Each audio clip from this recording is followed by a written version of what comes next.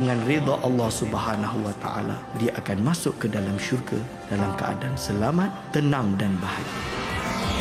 Dengarkan rancangan Imanuna bersama saya, Dr. Aiman Al-Akiti, di setiap hari Khamis jam 5.10 petang hanya di IKIM Inspirasi Inforia Islami.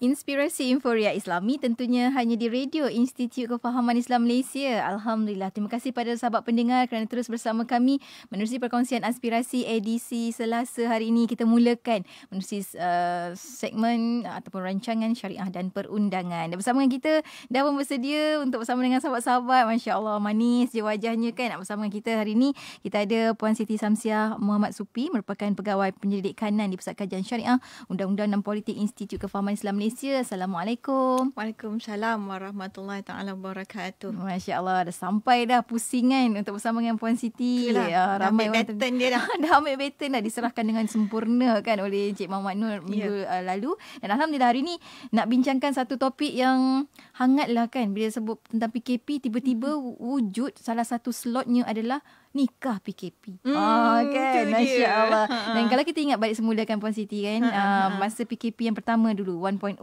tu, berlaku kejadian yang banyak orang panik. Kan, orang betul. panik dengan apa? Roti.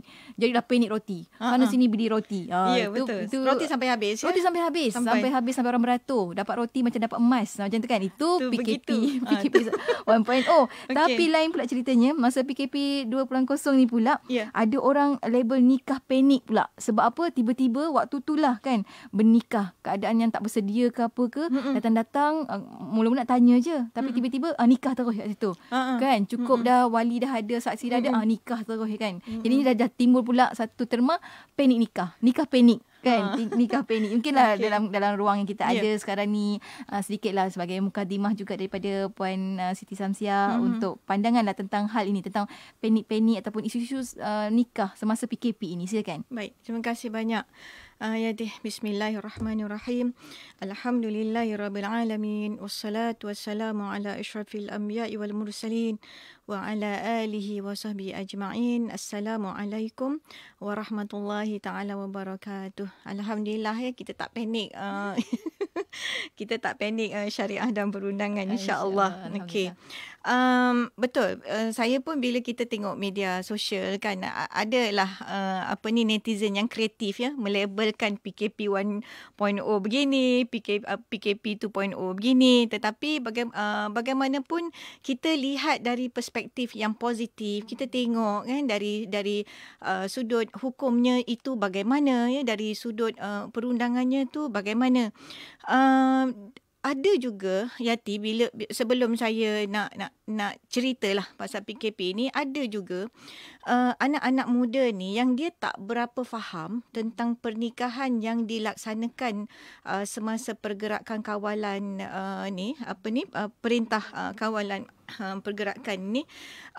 Dia ingat mereka ini segelintir ya, dia ingat ini nanti mudahlah, dia kata dapat nikah dengan segera, banyak kos boleh potong, jimat kos, dalam keadaan yang tak bersedia pun boleh nikah dengan segera. Okey, itu merupakan salah tanggapan yang sangat salah ya. Okey, kalau kita sebenarnya kita boleh tengoklah pada garis panduan yang dikeluarkan oleh negeri-negeri, dan saya sempat membaca garis panduan yang dikeluarkan oleh Jabatan Agama Islam Wilayah Persekutuan, dan saya kira yang dikeluarkan oleh Jabatan Agama Islam Wilayah Persekutuan ini tak jauh berbeza dengan negeri-negeri yang lain. Saya tengok juga di Jabatan Agama Islam Negeri Selangor pun tak jauh beza. Cumanya terdapat di Negeri Selangor yang pernikahannya itu dibuat secara online. Kan, okey, secara maya kan? Secara maya. Jadi why not kan kita menggunakan kecanggihan teknologi kan untuk perkara-perkara kebaikan, dan pada masa yang sama kita tahu bahawa sebenarnya kita nak bersama-sama untuk mencegah penularan wabak COVID-19 ini kan, dalam keadaan ada satu syiar Islam itu dapat kita kekalkan juga. Okey, masih bergerak syiar Islam itu. Masih bergerak ya, walaupun kita perlu melalui SOP yang tertentu. Baik. Jadinya Yati, nikah PKP ini dia bukanlah bermaksud apabila seseorang tu dia hendak bernikah dalam waktu yang terdekat, bila dah dekat dengan PKP jadi boleh masuk masa PKP tu boleh nikah.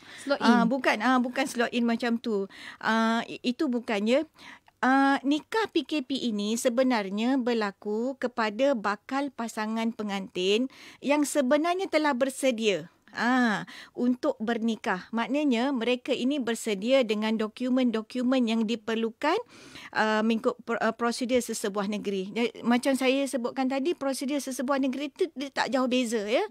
Dia pengantin perempuan kena isi borang, pengantin lelaki kena isi borang, borang pengantin lelaki kena serahkan pada pengantin perempuan dan seterusnya. Baik. Jadi, nikah PKP ini sebenarnya pelaksanaan majlis akad nikah dalam tempoh PKP dibenarkan kepada pasangan yang telah mendapatkan kebenaran berkahwin. Maknanya mereka dah ready dah semua, tinggal mereka menunggu tarikh yang mereka rencanakan. Sebabnya sebelum ini pasangan pengantin ataupun calon-calon pengantin ni mereka memang ada letak tarikh untuk mereka bernikah, di mana mereka hendak bernikah. Kan? Jadi dan satu keistimewaan kepada pengantin perempuan untuk menentukan di mana mereka hendak bernikah.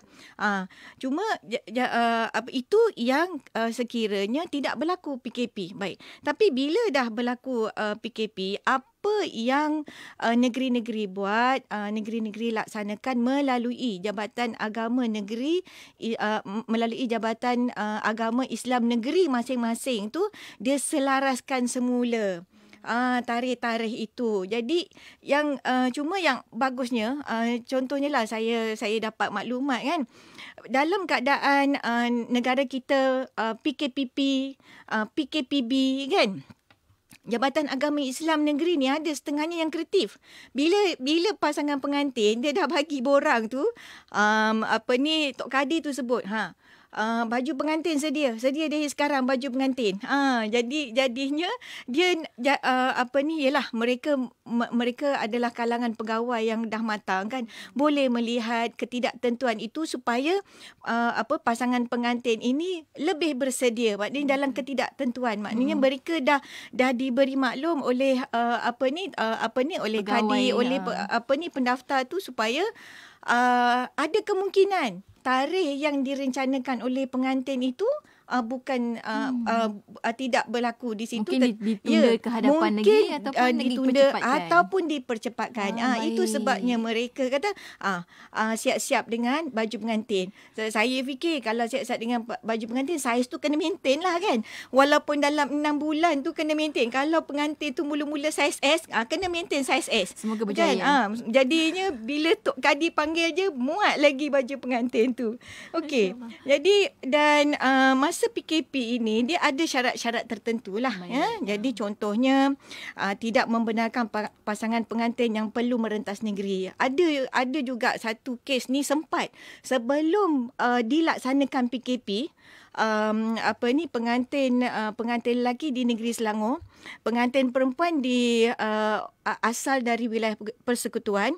Jadi sebelum dilaksanakan PKP 2.0 tu kan, pihak Jabatan Agama Islam telefon keluarga pengantin perempuan, ni kita nikah besok dalam tempoh 24 jam.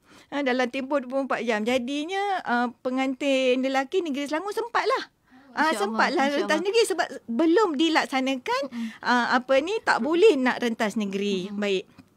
Dan masa PKP ini, kalau kita tengok garis panduan tu disebutkan pengantin yang ingin berkahwin dan ia datang dari luar negeri ditangguhkan dengan mengikut tarikh kuasa yang telah ditetapkan oleh Jabatan Agama Islam Negeri Perkenaan. Ini nanti ni kalau insya-Allah kalau kita ada masa kita ada isu sikit ya tentang rentas negeri ni. Jadinya Yati nikah semasa PKP ini saya lihat ia melibatkan prosedur teknikal yang melibatkan standard operating procedure SOP ni lah. Antaranya ada janji temu dengan Jabatan Agama Islam Negeri melalui daerah-daerah. Kemudian syarat-syarat tertentu terhadap individu yang terlibat dan yang menghadiri majlis, ada saringan suhu badan.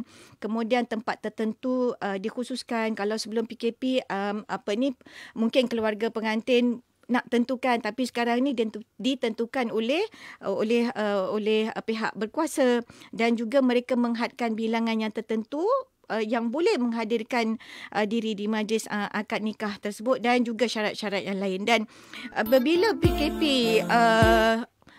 tak apa, dia nak iring dia nak iring saya punya ceramah ni, okey juga kan, lagu pengantin Yati. Jadi apabila PKP 2.0 ini dilaksanakan, dan kita tahu tujuannya adalah untuk mengekang penularan wabak secara lebih serius, jadi negeri-negeri melalui Jabatan Agama Islam Negeri masing-masing ni dia buat tindakan, dia buat SOP tertentu supaya pasangan yang telah bersedia ini dapat bernikah dan dapat dinikahkan dalam keadaan selamat. Petugas-petugas dan mereka yang menghadiri majlis tersebut tu saling melindungi antara satu sama lain, kan. Jadi di sinilah yang tadi saya sebutkan, tarikh-tarikh yang telah dirancangkan oleh pasangan pengantin itu diselaraskan semula oleh Jabatan Agama Islam Negeri melalui daerah masing-masing. Dan di situlah ada yang cerita dengan saya, dapat melihat menyaksikan pelbagai peristiwa menarik yang saya kira itu adalah sejarah kepada pasangan mereka. Kahwin waktu PKP pun sejarah sebenarnya. Baik.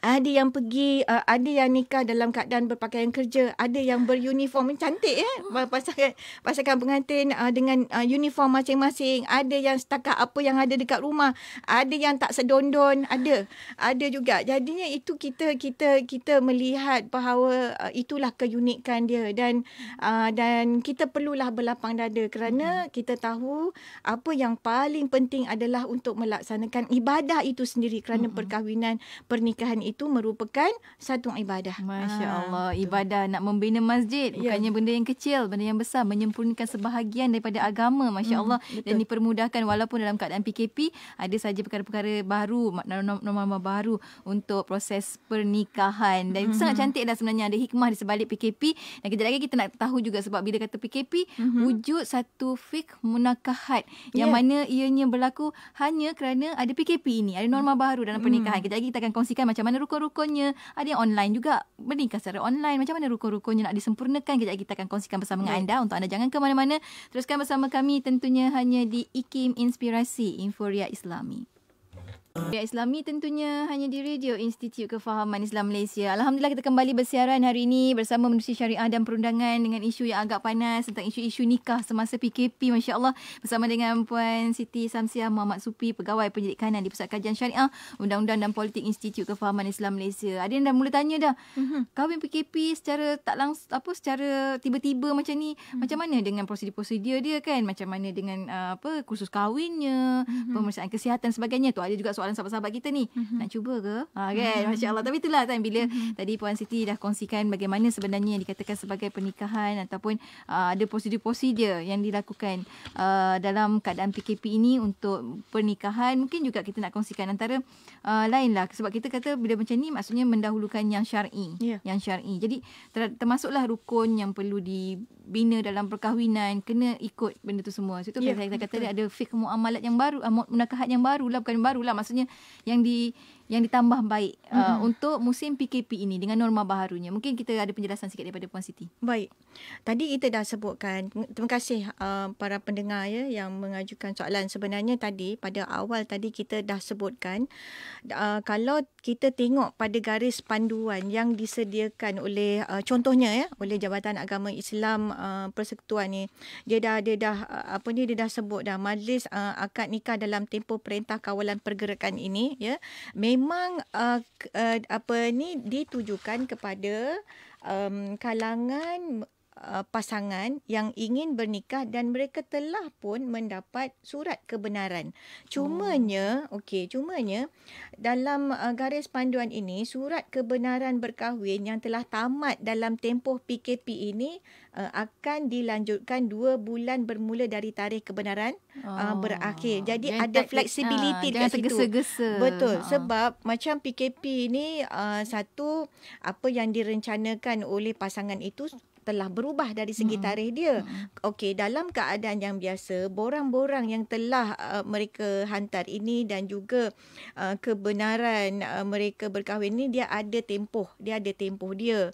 Kemudian contohnya macam ujian saringan HIV ni kan, dia ada tempoh sah laku dia. Jadi dekat sinilah kita, pasangan yang hendak berkahwin ini, dia memang perlu orang kata kena rajin lah tanya khabar dengan dengan pihak pejabat agama Islam negeri dan mereka yang akan mengakad nikahkan mereka. Jadi bila selalu rajin tanya khabar, maksudnya ialah untuk nak tahu kan dekat mana status mereka, maka mereka tahulah kan. Dan memang ada juga yang terpaksa tarikh itu macam Yati sebutkan ditangguhkan, tetapi walau bagaimanapun bila borang tersebut, maknanya mereka telah mendapat kebenaran, mereka berada dalam, maknanya dalam simpanan ya.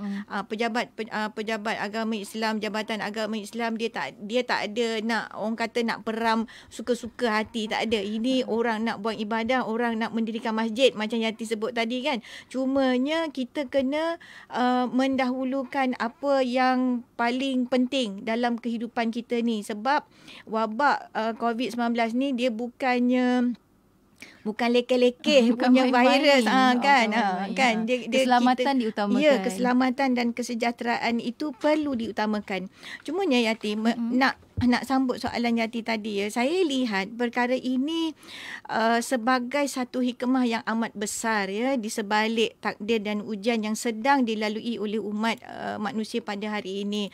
Dia sekadar baju tak sedondon tu tak apa kan, orang kata syukurlah kan dapat nikah itu berbanding dengan mereka yang borang tak sempurna lagi kan. Betul. Maknanya kita kena lihat dari sudut yang sangat positif dan melihat kita, orang kata kita boleh muhasabah, kita boleh tengok, maknanya kita sebagai hamba ni kita kena tunduk pada perencanaan Allah ya. Dekat situ kan kita punya kehendak tu dah ada dah cantik dah, tapi kalau Allah kata nanti tunggu dulu 2 minggu lagi kan, maknanya bukanlah Allah kata begitu, tetapi dia punya prosedurnya itu kan. Takdir maknanya kita kena insaf, kena sedar bahawa kita ini bukanlah siapa-siapa. Manusia sebagai hamba ini bukanlah sesiapa, kecuali bila diberikan kemampuan, diberikan kekuatan dan diberikan kemudahan oleh Allah Subhanahu Wa Taala kan. Jadi maknanya nikah ni dia bukan sekadar ibadah, saya nampak juga sebagai satu perjuangan. Macam tu kan, perjuangan untuk membina masjid dari sudut abstraknya. Baik. Dan setiap pasangan yang hendak berkahwin ni dia perlulah mengikuti kursus pra-perkahwinan kan. Dan saya percaya sebahagian besar daripada kita tahu apa itu tentang rukun nikah. Jadi walaupun nikah masa PKP kan, rukun nikah tu dia kena sempurna. Betul. Dia tak ada diskaun. Masa PKP dia tak ada diskaun. Dia daripada 5 rukun ni dia tak boleh jadi 3 ataupun jadi 4, tak ada. 5 tetap 5. Dia tak ada rusah-rusah keringan. Dia 5 tetap 5. Walaupun secara online ke, secara on screen ke, secara maya ke, 5 tetap 5. Maknanya dulu masa saya belajar kan Yati, rukun nikah ni nak student nak hafal. Ingat kan, nak hafal kan, siswa. Siswa suami, tu isteri. Suami, isteri, saksi, wali dan akad.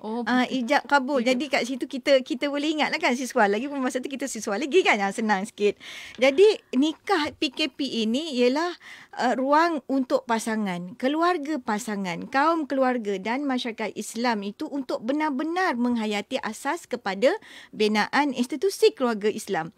Dan Yati, saya nak buatlah satu ibarat mengenai pernikahan PKP ini. Saya ambil ibarat ni bila kita dapat solat dalam situasi serba kekurangan. Contohnya lah, dalam keadaan air hanya cukup-cukup untuk wuduk. Kita nak solat ni. Tapi air ni betul-betul lah cukup untuk semangkuk. Kan? Semangkuk je. Sedangkan biasanya kita ambil wuduk macam mana? Orang Malaysia lah kan ambil wuduk macam mana kan. Air yang penuh kemewahan. Mewah sangat kan. Mewah sangat. Tapi dalam keadaan ni kita boleh ibaratkan lah. Air cukup-cukup untuk wuduk. Air yang keluar daripada pili tu perlahan, kecil kan. Ya Allah, kena sabar. Kena sabar ni macam mana nak ratakan dekat muka, dekat tangan semua kan. Dan waktu serba kekurangan, kita nak solat tu solat dengan hanya memakai pakaian yang ada pada ketika itu. Contohnya lah, Yati pergi ke London contohnya kan. Pergi ke negara-negara yang bukan negara Islam yang susah kita nak jumpa musola. Masjid ada, tetapi nak jumpa musola yang kecil-kecil tu susah kan. Dan nak jumpa telekong memang tak ada lah kan. Okey, jadi kita pun solat dengan pakaian yang kita ada. Maknanya kita sebagai umat Islam, kita kena bersedia. Yang kita pakai tu kalau dalam waktu darurat, itulah pakaian solat kita. Macam tu jugalah masa nikah PKP, tak apa kan. Baju tak sedundun, abang warna hijau, saya warna merah, tak apa bang, cantik bang. Abang warna kuning, saya warna merah, memang kita orang negeri Selangor. Contohnya macam tu kan. Dia tak akan ada sampai 7 keturunan orang ingat ini pengantin tak sedundun. Tak ada. Okey, betul-betul. Jadi contohnya bila kita sedang bermusafir, mungkin kampung kita mengalami banjir kan, macam akhir tahun lepas. Jadi dekat situlah benar-benar menjadi nikmat pada ketika itu bila kita dapat melaksanakan ibadat solat dengan sempurna walaupun dalam keadaan serba kekurangan. Macam inilah juga masa nikah PKP, walaupun serba kekurangan, walaupun tak ada pelamin kan, walaupun cukup-cukup, tak apa. Nikah itu sempurna, sah dan dapat menikmati sebuah perkahwinan yang sempurna. Macam tu. Jadinya itulah bila saya baca dekat internet, ada yang hanya 3 jam panggilan untuk bernikah kan. Kalau tak terima, tangguh waktu yang tak tentu lagi kan. Kau nak kahwin ke tidak, kau nak nikah ke tidak, 3 jam je kami bagi okey kan. Jadi memang itu saja slot yang ada kan. Why not grab peluang itu, dapat ibadah, dapat pahala besar kan. Okey, ada yang tu betul, masya-Allah. ada yang dapat. Saya terbayang-bayang pula kuda berperang kan, berjihad. Ada yang 24 jam. Jadi adalah juga pengalaman satu keluarga ini 24 jam. Tak sampai 24 jam. Tapi sempat dapat buat kenduri kecil. Jadinya itu rezeki. Itu rezeki. Dan yang seronoknya adik-beradik ibu bapa pengantin tu jenis yang muafakat. Kita nak nikahkan anak ni dalam tempoh 24 jam ni. Tak apa. Yang ini masak, yang ini beli barang, yang ini pasang kemah kan. Tapi dah siap-siap dah dengan SQ QR tu kan. My Sejahtera tu kan. Besok bila orang datang kenduri, dah ada dah QR tu. Jadinya pandai-pandailah jaga SOP tu sebab dibenarkan. Tapi yang itu sebelum beberapa hari PKP. Tapi dah buat tindakan yang proaktif. Jadi mana yang sempat sahajalah, as long nikah itu sempurna dan kita ikut taat pada undang-undang dan juga prosedur yang dikuatkuasakan oleh kerajaan. Okey. Jadi saya kita nak tengok imbas semula nikah itu dari sudut hukum syaraknya itu kan. Kalau dari segi bahasa bermakna bersatu ataupun bercantum. Kemudian dari sudut syaraknya pula bermakna akad yang bertujuan untuk menghalalkan perhubungan jenis antara kedua-duanya. Dan apakah tujuan perkahwinan dalam Islam ini? yang saya sempat tengok ada 4. Yang pertama, untuk menyambung zuriat anak Adam, supaya dalam perkahwinan itu nanti dapat melahirkan anak-anak yang soleh. Kemudian kita dapat dengan pernikahan itu menjaga dan memelihara kesucian diri daripada perbuatan-perbuatan maksiat. Dan kita memang nikah itu kenapa? Sebab kita nak elak maksiat, kita nak elak daripada berlakunya perzinaan. Kemudian kita bila bernikah, bila kita dapat membina perkahwinan dengan sempurna, kita dapat menjaga dan memelihara umat manusia daripada akhlak yang rosak. Yang bila dah ada lelaki dan perempuan, bila bercampur gaul kan, bila tidak orang kata tidak diuruskan perhubungan itu mengikut hukum syarak, maka akan menjadi rosak dari segi akhlaknya. Dan sebenarnya bila kita dapat mendirikan pernikahan, dapat mendirikan perkahwinan, sebenarnya dia salah satu pendekatan yang boleh mendapat keampunan Allah Subhanahu Wa Taala. Dan nikah itu dapat menambahkan lagi ketinggian martabat di sisi Allah Subhanahu Wa Taala. Dan seseorang itu insya-Allah dia boleh tambahkan iman dan dia boleh beristiqamah dalam amal kebaikan. Insya-Allah. Yang penting niat tu ada, disempurnakan dengan sempurna secukupnya, insya-Allah.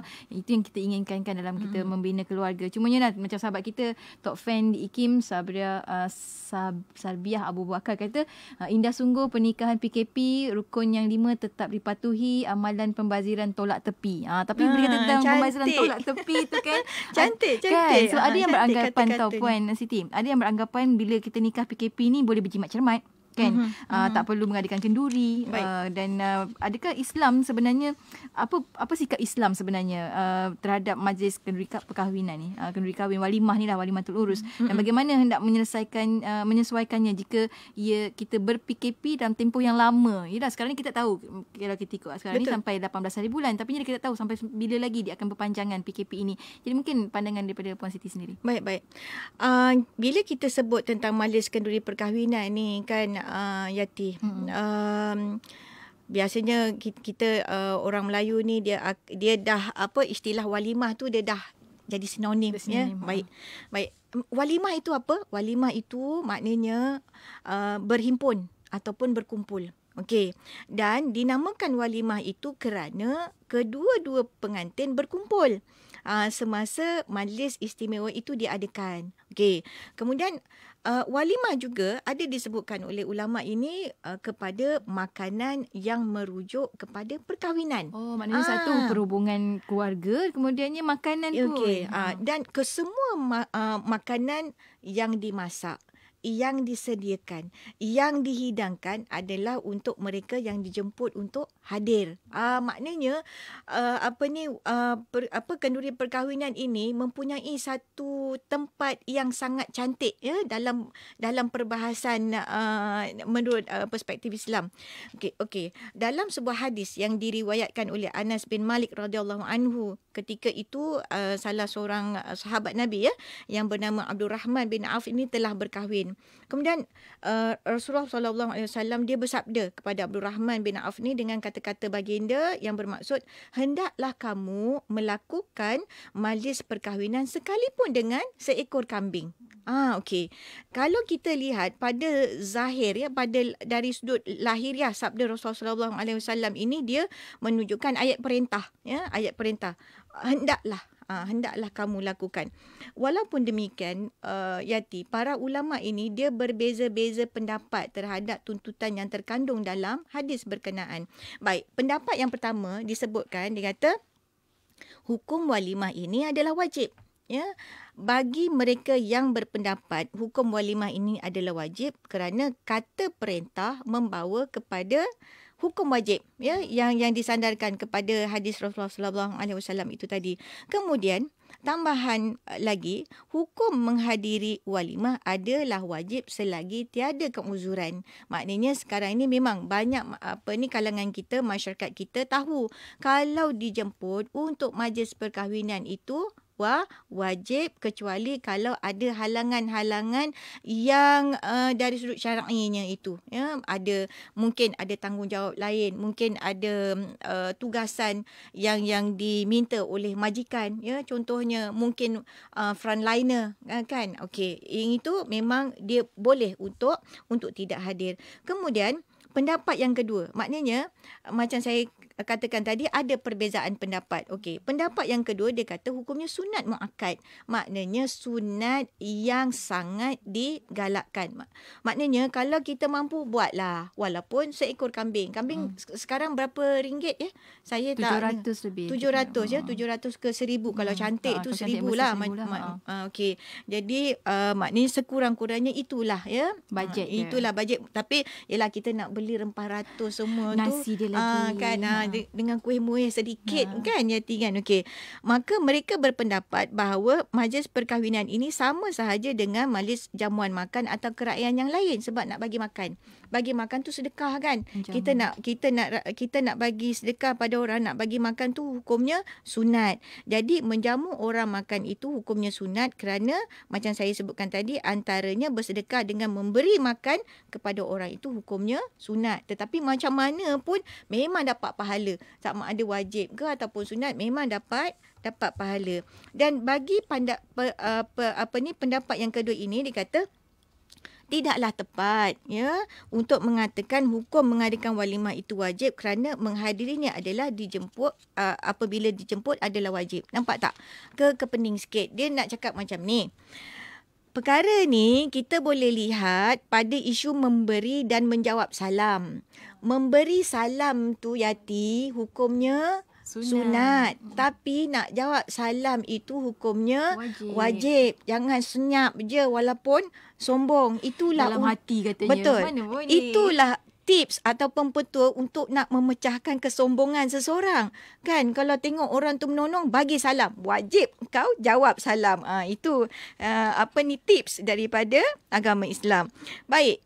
Jadinya sekarang ni kita nampak kan, ada hukum, ada pendapat kata wajib, ada pendapat kata sunat.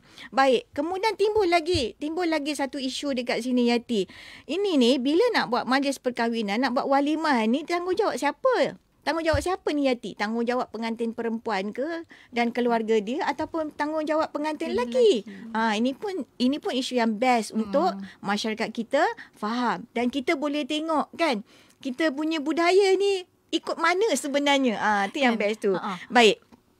Kalau kita kata Syekh Muhammad bin Ahmad Asy-Syatiri, dia sebutkan para ulama berpendapat bahawa walimah disunatkan kepada suami, kepada pengantin lelaki.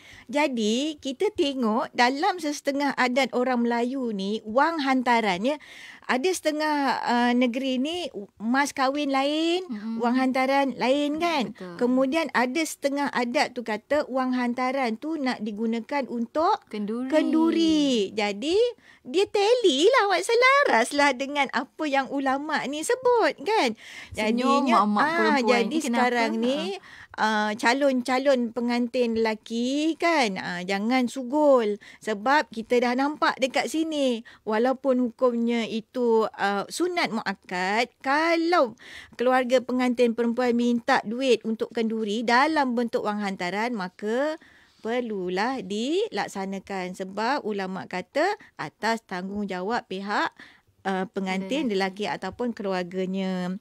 Cumanya bila ada juga sebahagian ulama kata ia disunatkan dengan seruan secara umum, tak dikhususkan kepada sesiapa. Jadi itu yang kita tengok setengah keluarga Melayu, keluarga di Malaysia ni tak apa, walaupun dia pengantin perempuan, keluarga dia kan yang buat kenduri, tak apa, ini anak saya, anak perempuan tunggal kan, ni kami nak keluarkan modal untuk keseronokan dan memang dapat pahala.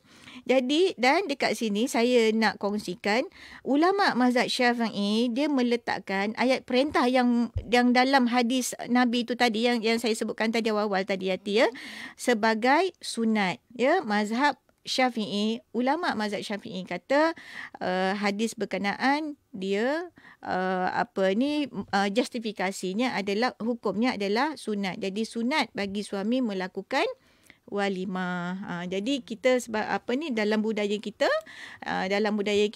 dalam amalan ibadat orang Islam di Malaysia ini memang mengikut mazhab Syafi'i. Jadi inilah yang disebutkan oleh ulama mazhab Syafi'i. Baik, tadi Yati tanya, ni bila dah PKP ni macam mana nak buat majlis, nak buat majlis, sedangkan majlis itu amat dituntut. Baik, di sinilah kita perlu buat tindakan secara bijaksana. Baik, kita tahu kan kerajaan dia laksanakan PKP. Kenapa kerajaan nak laksanakan PKP? Adalah sebagai usaha untuk nak mengurangkan kebolehjangkitan wabak COVID-19. Itu sebabnya bila PKP tak boleh ada majlis. Bila PKPD lagi tak boleh ada majlis. Bila PKPP boleh ada majlis tapi ada SOP dia kan. Jadi dekat sini kita boleh nampak mengawal penularan penyakit berjangkit ini adalah jauh lebih penting demi kesejahteraan masyarakat. Okey, boleh nampak? Okey. Tambahan pula terdapat perbahasan sama ada ia wajib ataupun sunat. Kemudian mazhab Syafi'i kata benda tu sunat. Jadi kalau kita tengok dari sudut siasat syariah ni kan, dia ada instrumen-instrumen yang contohnya macam kaedah fiqh digunakan bagi mencapai maslahah. Baik, antara kaedah dia kemudaratan itu hendaklah dihilangkan, ad-darar yuzal kan. Kemudian ada contohnya melakukan kemudaratan yang lebih ringan, ataupun bila jumpa dua mafsadah bertembung diutamakan mafsadah yang lebih besar. Kemudian ada juga melakukan pilih yang mana mudarat itu ringan kan berbanding dengan mudarat yang lebih besar. Maknanya dekat sini dalam kes kita ni, kalaulah kita buat majlis tu akan mendedahkan kemudaratan yang lebih besar kepada saudara mara kita kan. Contohnya macam keluarga kita ada yang berisiko tinggi warga tua kan. Jadinya dekat situ ulama kaedah fiqh dia dah bagi dah pada kita. Pandai-pandai kita macam mana kita nak susun, nak sesuaikan. Kemudian dan satu lagi, insya-Allah keadaan PKP ini dia berubah. Kan, jadinya kita boleh tangguh kan. Dan kalau misal kata dah orang kata dah berjanji dengan wedding planner kan, wedding planner pun faham kan. Kita cakap sikit tentang kaedah fiqh, insya-Allah wedding planner pun faham sebab mereka sentiasa mendapat maklumat dari semasa ke semasa. Mereka jenis yang orang kata kreatif kan, tengok dari perspektif Islam tu bagaimana, sebab mereka nak jalankan bisnes dan supaya mereka ni sentiasa mendapat keyakinan daripada pelanggan, daripada masyarakat. Bisnes bukan nak setahun dua sahaja kan, tapi survival bisnes tu sampai bila-bila. Itu saya punya saya punya pandangan. Masya-Allah. Kita dah macam kaunter pertanyaan di FB IKIM sebenarnya tahu. Ada macam-macam soalan-soalan yang dikaitkan dengan prosedur-prosedur dan sebagainya. Anda sebenarnya boleh rujuk di website Jabatan Agama Islam di tempat masing-masing sebenarnya. Bagaimana nak dapatkan. Mereka sangat membantu, insya-Allah. Insya-Allah. Macam sahabat kita ni Safwan Arsyad, dia kata alhamdulillah ada lelaki selamat bernikah semasa PKP 2.0. Keluarga pengantin perempuan bungkus makanan untuk jiran ahli keluarga, buat hebahan perkahwinan melalui WhatsApp dan FB. Tahniah. Kreatif. Saya sokong. Kan? Kita masih lagi mengekalkan konsep hebahan lagi, walaupun hanya di WhatsApp dan juga di FB kan. Masya-Allah. Dan kita sampai hujung-hujung juga pertemuan kita pada hari ini. Banyak sebenarnya kalau kita nak sentuh tentang isu-isu nikah semasa PKP. Belum lagi nak sentuh tentang sindiket nikah pun ada juga katanya kalau dalam PKP ni kan. Itulah Yati. Kalau kita boleh minta sikit lah dalam 5-6 minit ni kan, kita nak cerita. Saya terkejut pada hujung minggu yang lepas. Kawan saya ni dia peguam sivil macam tu lah. Dia kata kalau cerita pasal PKP ni boleh tak selit-selit dan uar-uarkan tentang nikah sindiket yang berlaku semasa PKP. kalau kita tengok dekat internet kan, saya terbaca ada sampai 100 ya. 100 baru dinikahkan tanpa tauliah. Itu adalah sebahagian daripada nikah sindiket. Dan kalau tak silap masa saya baca tu yang 100 pernikahan ini dia berlaku sebulan lebih yang lalu. Maknanya kalau tak silap PKPB kan Yati kan? Betul. PKPB yang menderu-deru tu. Okey. Saya sebenarnya kita pernah bincangkan tentang nikah sindiket ni pada tahun 2019 pada Mei, tapi bila dah berlaku lagi dan nampak gayanya memang agresif, maknanya macam macam orang tak fikir tentang undang-undang, orang tak fikir tentang hukum syarak, maka saya nak mewawarkan supaya kalau ada tawaran-tawaran untuk menikahkan pasangan dalam keadaan yang mudah ya. Kalau rasa mudah kena rasa pelik. Kalau senang saja ni masa PKP dapat sijil original contohnya lah kan.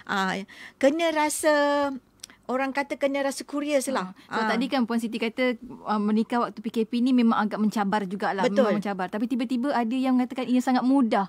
Betul. Okey, ada orang yang menangguk dia ayam keruh. Baik, saya nak ulang balik ya. Saya nak ulang balik tentang nikah sindiket ataupun setengah orang panggil dia nikah ekspres. Nikah ni kita kata bahagia seketika. Seronok awal kan? Awal seronok tapi derita yang orang kata sekejap je dia punya seronok. Tapi dia punya derita dia tu na'udzubillah min zalik. Kita tak naklah sampai hujung nyawa menderita. Baik. Mantan Ketua Hakim Syar'i Wilayah Persekutuan pada tahun 2019, dia bagi definisi ejen nikah sindiket ni sebagai satu kumpulan orang yang menjalankan sesuatu upacara akad nikah pasangan yang bermasalah dengan tujuan mendapatkan habuan tertentu. Dan akad nikah ini dibuat tanpa mengikut peraturan atau undang-undang yang sedang berkuat kuasa di sesuatu negeri berkenaan. Dalam konteks perbincangan kita ini ialah negeri-negeri di Malaysia. Tujuannya apa? Yang pertama mungkin untuk menipu dan mungkin untuk meraih keuntungan. Kalau tak silap yang baru-baru ni yang pihak berkuasa tangkap tu, kalau tak silap dia punya sindiket tu dia kaut untungan sampai RM50,000 sebulan. Betul kan? Betul. Yati, sampai RM50,000 sebulan satu akad nikah dia ambil RM3,000, dia ambil RM5,000, kemudian dan antaranya dia yang popularnya tu kalau nak nikah poligami. Kat situ kan. Jadi dia ada special offer dekat situ. Okey, ni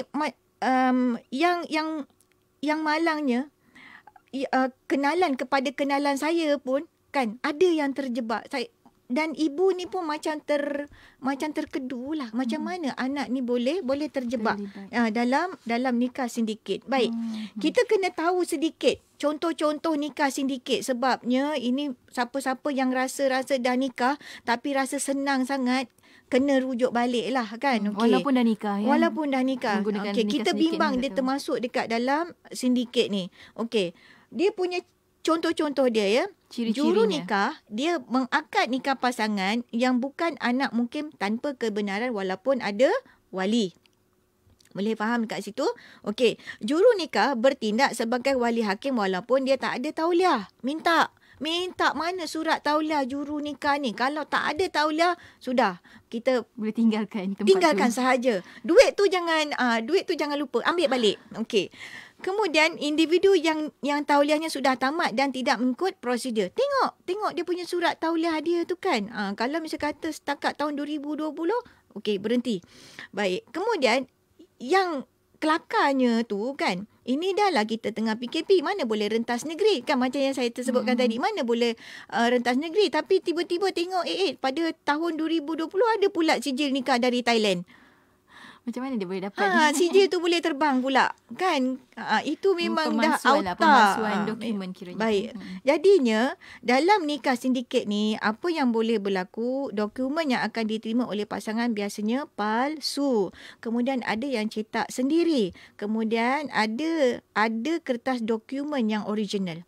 Ya, dia betul, dia memang betul. Dia punya sijil tu original tetapi diambil secara tidak sah. Betul. Ini orang tak amanah lah ni Yati ya. Ya. Jadinya sijil atau surat nikah tu ada tetapi nombor siri itu milik orang lain. Itu maknanya dia tak masuk dalam sistem. Bila tak masuk dalam sistem, bila berlaku kalau misal kata ada masalah berlaku, okey. Kalau misal kata pernikahan perkahwinan itu ada masalah, tak boleh nak rujuk pada mahkamah syariah sebab tak ada sijil yang orang kata yang original, sijil yang betul sebab sekarang ni kita gunakan sistem dalam komputer. Kemudian dah tentang pendaftaran anak pula. Kan pendaftaran anak, nak daftarkan sijil beranak anak pun mungkin payah, apatah lagi macam Yati cakap tadi, nak daftarkan anak sekolah pun dah jadi isu. Macam mana kalau misal kata nak buat permohonan nafkah anak, nak buat permohonan nafkah sendiri. Walaupun mungkin nikah sindiket itu sah kalau ada wali dia kan. Sebab ada juga wali yang dia tak kisah. Dia kata aku nak kahwinkan anak aku. Dia kata kan. Jadi yang itu nanti walaupun mungkin dari segi hukumnya sah tetapi dari segi prosedur undang-undangnya tu dia dah langgar. Dan bila dari segi prosedur undang-undang dia dah langgar, tak ada dalam sistem macam yang saya sebutkan tadi, maka kita ni sebagai negara yang ada undang-undang, yang ada undang-undang pentadbiran, yang ada tadbir urus yang secara sistematik, maknanya kita telah mencicirkan diri kita itu daripada sistem yang orang normal boleh nikmati kemudahan yang ada dalam negara itu. Kita dah cicirkan diri kita sendiri. Dia bukannya masalah cicirkan diri sendiri saja, diri kita dan anak-anak. Betul, bila ada anak-anak yang lahir dalam perkahwinan itu mereka menjadi mangsa keadaan. Jadi fikirkan masa depan, bukan sahaja masa depan kita tetapi juga masa depan orang lain juga. Wallahu a'lam. Itu belum lagi masuk dalam harta pencari dan sebagainya. Betul. Dia melibatkan banyak perkara. Macam Saadah Selamat kata, Allahu Akbar, ada sindiket nikah, berwaspada pada pasangan dan ibu bapa yang terlibat, senang dahulu susah kemudian. Betul. Ya betul, Allah, saya setuju. Dan kita sampai ke hujung dah pertemuan kita pada hari ini berkenaan dengan isu-isu nikah semasa PKP. Tadi dengar mula-mula awal-awal semua orang gembira, ujung rupanya ada sindiket pula kan. Masya Allah. Kita sampai ke hujung sedikitlah dalam 2 minit macam tu kesimpulan kita, silakan. Baik. Dalam 2 minit Yati ya. Walau apa pun situasi yang kita jalani, sama ada dalam situasi yang normal, dalam situasi yang perlukan ada orang kata ada mehnah dia, ada ujian-ujian yang tertentu, kena kita mesti berpaut pada tali Allah. Itu kan yang dipesankan kepada kita. Sebab agama Islam ini merupakan agama yang syumul. Dalam keadaan senang pun agama Islam ada panduannya. Dalam keadaan kita susah pun ada juga panduannya. Saya nak pinjam kata-kata seorang kawan saya bila kami berbincang tentang nikah sindiket semasa PKP ini. Dia kata Islam itu mudah, betul ya? Islam itu mudah, tetapi tak bolehlah dimudah-mudahkan mengikut sesuka hati kita.